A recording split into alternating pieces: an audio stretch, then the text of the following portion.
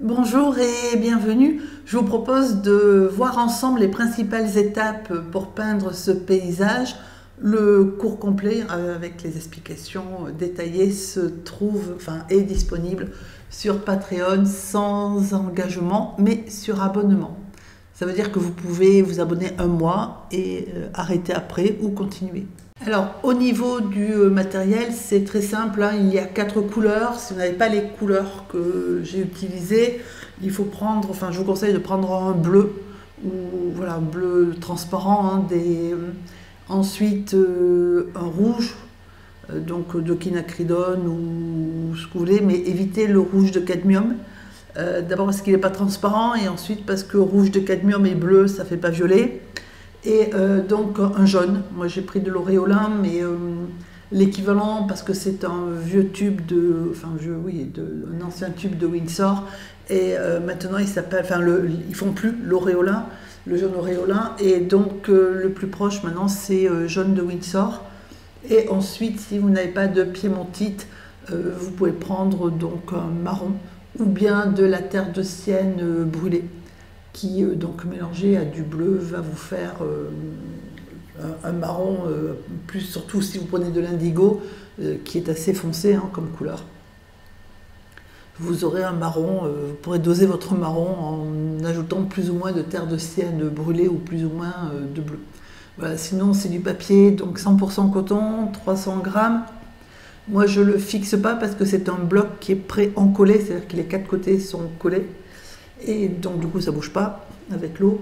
C'est donc du coton et c'est format A4, je ne sais plus exactement les dimensions mais c'est de l'A4 à peu près, hein. Et donc c'est en format paysage, et je suis désolée parce que j'ai pris un peu froid. Et donc au niveau des pinceaux, c'est du classique, hein, c'est des pinceaux ronds, un gros, un moyen et un fin. Alors, j'ai mis juste les points de repère, donc déjà à peu près le milieu de la feuille, hein, en hauteur, et donc à gauche, au milieu, vous pouvez inverser le côté. J'ai tracé la ligne d'horizon, et à droite, du coup, je fais une espèce de colline ou de butte, ce que vous voulez, qui descend vers la gauche. Et par contre, il faut éviter évidemment que les deux se rencontrent au milieu, hein, de la largeur, de la longueur, pardon, parce que bon, c'est pas terrible.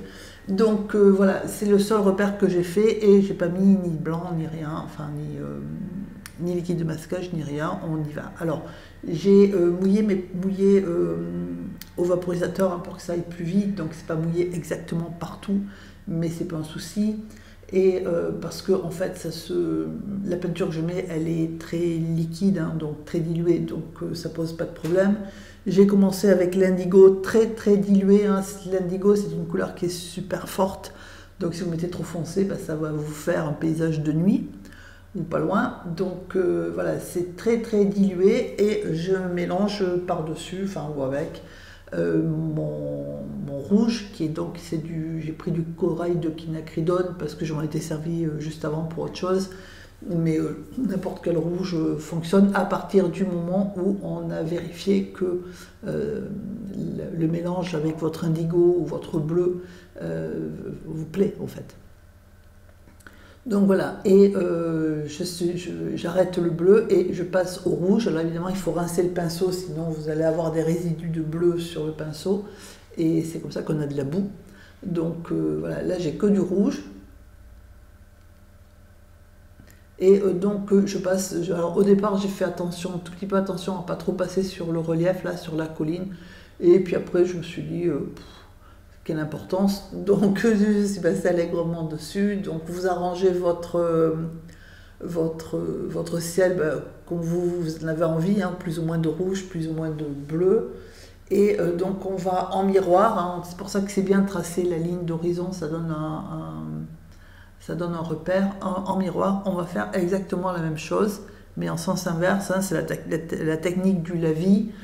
Sauf que le lavis, normalement, ça se fait avec un pinceau plat, et que moi, je voulais pas de couleur régulière, parce que le pinceau plat va vous faire un lavis très régulier. Moi, c'est de l'eau et du ciel, donc en haut, je voulais des nuages, En bas, je voulais le mouvement de l'eau. Du coup, j'ai pris le pinceau rond de manière à avoir des traits voilà, plus ou moins réguliers. Parce que ça répondait mieux à mon envie du moment. Voilà. Et puis en bas, je remets le bleu. Voilà, donc là pour l'instant on en est avec du bleu, enfin bleu, violet et rouge. Et donc je rince bien le pinceau et je vais passer donc au jaune. Donc attention à bien rincer votre pinceau entre le bleu et le jaune. Hein. Et je vais mettre le jaune là où j'ai envie de le mettre, c'est-à-dire plutôt en bas du ciel et puis en haut de l'eau, puisque c'est du miroir. Et ça se mélange. Alors moi j'ai mélangé les couleurs à chaque fois sur le papier. Hein. Vous voyez que ça se mélange au gré de l'envie de l'eau et des couleurs. Comme les couleurs sont diluées, il ne faut pas hésiter à repasser, à remettre un petit coup de couleur. Et si une fois sec, c'est pas assez, la couleur est trop pâle à votre gré, il faut rehumidifier et recommencer. Donc voilà, j'ai fait mon orange et mon rose. Et ensuite, j'ai fait le soleil. Alors, le soleil, j'ai pris une pièce de 1 cent que j'ai mis dans le papier absorbant. Alors, ça fait un soleil qui est très... voilà, de la même façon, je prends un papier absorbant et je fais le relief. Hein, j'enlève la peinture. Alors, pour le soleil, parce que ça a été un de mes problèmes. Le soleil, je voulais faire un soleil incandescent. Du coup, il était tout net hein, quand j'ai tiré la pièce. Et j'ai remis du rouge autour. Voilà, et j'ai laissé sécher. Et ensuite, je me suis aperçue, enfin, je l'ai trouvé trop gros par rapport à ce que je voulais faire. Parce que là, en fait, bon, j'aurais pas fait mon expérience d'incandescence. Il était parfait. Moi, je l'ai trouvé trop gros, donc voilà, c'est l'origine de mes modifications. Alors, en attendant, donc là, on a bien laissé sécher, et je commence donc la partie gauche en mettant du rouge et du jaune, orange, et tant que c'est humide, le violet, c'est-à-dire le bleu, l'indigo et le rouge. Avec le pinceau numéro 6, le pinceau moyen. Voilà, donc le gros c'était pour le ciel, hein, je pense que c'était évident, et l'eau. Et là c'est le pinceau moyen, donc le 6. Et je fonce en fait, alors c'est la même couleur, hein, c'est le même violet, sauf que comme j'en rajoute en bas, ça paraît plus foncé. Mais c'est le même mélange, hein, j'ai rien bougé. C'est juste que il paraît plus foncé parce qu'il est un tout petit peu moins dilué. Voilà, l'indigo c'est une couleur qui peut être très très foncée et donc pour peu qu'on la mette très peu diluée, ce qui là est le cas.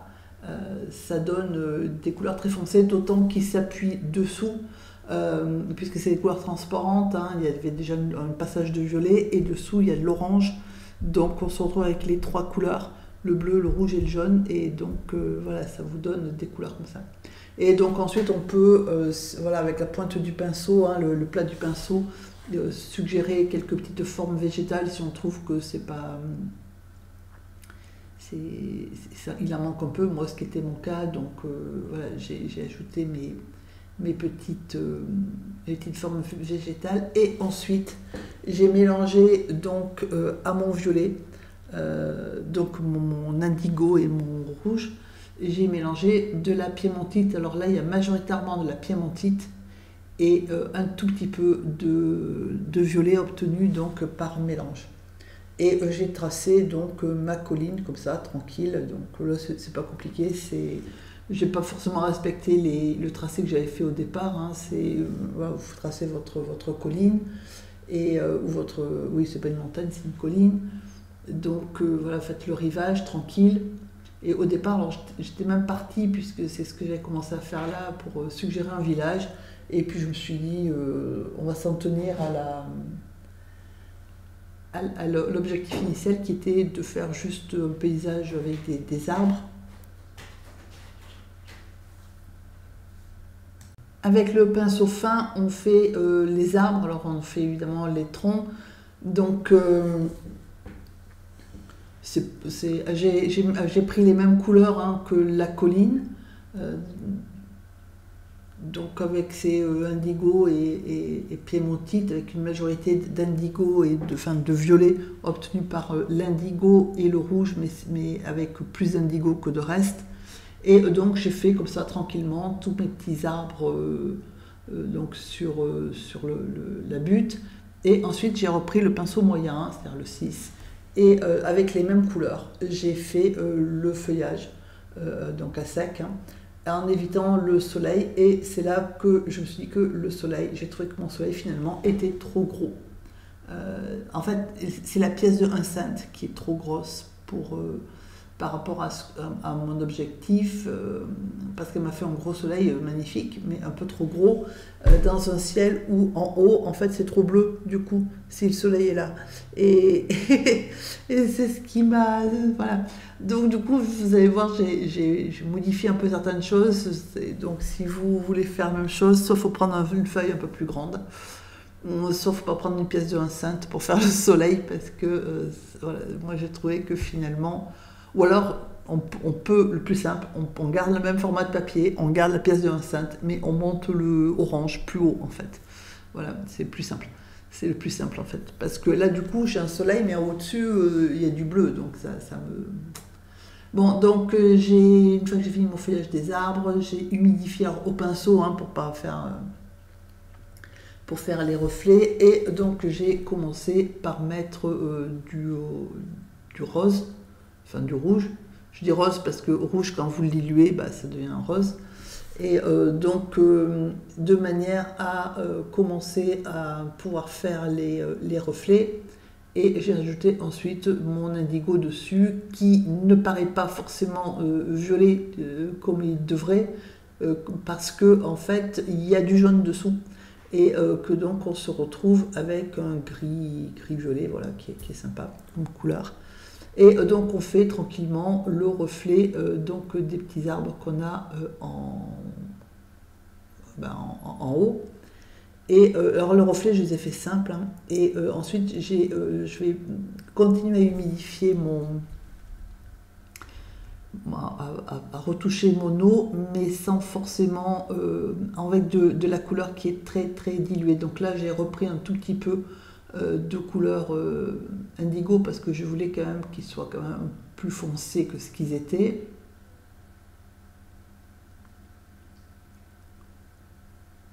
Et ensuite je vais redonner un petit coup à l'eau en y allant tranquillement avec de la peinture qui est très diluée. Donc vous voyez que c'est à sec, et j'ajoute juste en fait des touches de couleur, mais avec une peinture qui est très très diluée en fait. Et je vais retoucher mon eau comme ça, donc petit à petit. Par contre là, il faut veiller à ne pas être dérangé. Ça dure pas très longtemps, mais comme c'est pas mouillé à côté, si vous lâchez, ça va sécher comme ça. Donc j'ai pas remouillé avant le papier, j'ai juste fait mes retouches, enfin ma deuxième mise en couleur de l'eau comme ça, donc avec le papier sec, et en ajoutant de l'eau colorée en fait finalement au fur et à mesure. Voilà, donc alors le reflet à droite, il m'a embêté parce que j'avais mon problème de soleil, et voilà.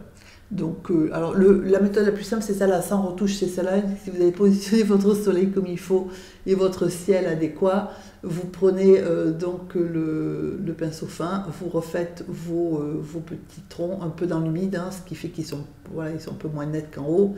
Et après, vous refaites un petit peu comme tout à l'heure, hein, en prenant la même couleur mais en plus dilué, vos feuillages, et le tour est joué. Voilà. Si vous êtes obligé de rectifier, parce que des fois ça se passe pas tout à fait comme on veut, hein, moi, voilà. Après, moi, c'est ma faute dans le sens où j'aurais pas rectifié, j'aurais pas bougé, c'était fait en fait. Mon aquarelle a été finie là. Donc moi j'ai bougé, j'ai rectifié, j'ai retréci le soleil, donc rajoutant du jaune, hein, autour, voilà. Et après un tout petit peu de rouge, c'est ce que je suis en train de faire tout autour, parce que je voulais, voilà, j'avais mon idée, moi quand j'ai une idée, c'est terrible, je voulais faire un peu un cercle incandescent autour du soleil, Et donc j'ai retréci mon soleil du coup au pinceau, hein, parce que j'avais rien d'assez petit pour faire mon cercle. Et j'ai monté, vous voyez que je suis en train de monter le ciel, de renforcer le soleil autour, la couleur orange autour du ciel, et forcément en bas. Voilà. Donc, alors ça se fait, il faut faire attention, hein, parce que forcément c'est peint, donc ça embarque le marron gris qu'on a mis avant là, donc il faut faire attention. Voilà, de rincer souvent son pinceau, mais de manière, là je l'ai rincé pour ne pas embarquer le marron que j'avais pris des arbres, hein, et pour faire au-dessus, rajouter la couleur un petit peu du ciel, que ce soit un peu moins bleu au-dessus de mon soleil. Voilà, donc en même temps vous voyez comment on peut modifier, rectifier comme vous voulez, en cours de travail. Donc j'ai laissé sécher le ciel et j'ai fait un canard qui barbote tranquille. Donc là c'est pareil, c'est un canard je l'ai fait simple. Je dis un canard, hein, mais je suis pas sûre que ce soit un canard vu la longueur du cou. Parce que je lui ai fait quand même le canard, je pense pas que c'est un cou si haut que ça. Enfin bon, j'ai fait un volatile qui barbote dans l'eau. Voilà, donc on fait une espèce d'ovale avec une petite queue derrière. Et après on fait un petit, voilà, son petit cou et sa petite tête avec un truc qui sert de bec. Hop. Et on a le petit volatile, voilà, avec le pinceau fin, c'est la même couleur, hein, et j'ai mis, après on prend exactement la même couleur mais en plus dilué pour faire le reflet. Hop, donc ça c'est pas compliqué. J'ai tourné le papier pour faire le reflet correctement, hein, par rapport c'est surtout le cou en fait, puisque c'est inversé, c'est dans l'eau mais c'est inversé. Et donc pour le faire un peu plus, voilà, il partait à pas être comme je voulais, du coup j'ai tourné le papier. Il ne faut pas hésiter. L'intérêt d'avoir des blocs qui sont prêts à en coller, c'est celui-là, c'est qu'on peut tourner le papier, votre papier est toujours fixé, parce que quand on le fixe par exemple sur la table, c'est bien, mais ça veut dire qu'on ne peut pas bouger. Et après ça dépend comment vous baignez, mais moi je bouge beaucoup. Ça c'est quelque chose, voilà. Et donc avec la même couleur et mon pinceau fin, j'ai suggéré le sillage de la bestiole là qui barbote, hop, et du coup, et quelques rangs dans l'eau devant, puisque elle avance. Voilà. Donc ça c'est pour le canard volatile, parce que je ne suis pas sûre que ce soit un canard. Alors ensuite, ça a séché en haut, donc je vais rajouter quelques feuillages, voilà, que ça soit cohérent, sinon ça fait un peu bizarre. Et j'ai refait ensuite les reflets en bas, et j'ai ajouté un petit peu du coup de blanc à mon reflet, et un tout petit peu au soleil parce que je l'avais un peu malmené, et j'ai ajouté des oiseaux. Et voilà, j'ai remis après au niveau de l'eau, hein, j'ai rajouté, comme je vous avais montré tout à l'heure, j'ai fini en ajoutant un petit peu de rose, de jaune au niveau de l'eau parce qu'elle était un peu claire. Alors je voulais quelque chose qui soit clair et qui contraste avec le foncé des arbres et de la colline, mais puisque c'est un paysage d'hiver, donc les couleurs elles sont moins, les couchers de soleil, voilà, c'était un peu tard, ça commence à être un petit peu tard, donc il y a moins de couleurs un peu flamboyantes, mais je voulais une eau qui soit très très claire, de manière à ce que ça soit une ambiance un peu douce. Et donc voilà, j'ai juste rehaussé mes couleurs de coucher de soleil, y compris au reflet. Voilà, j'espère que cette vidéo vous aidera à peindre et à modifier vos projets en cours de réalisation ou à corriger certains soucis quand vous en avez. Je vous souhaite une agréable journée et je vous dis à très bientôt.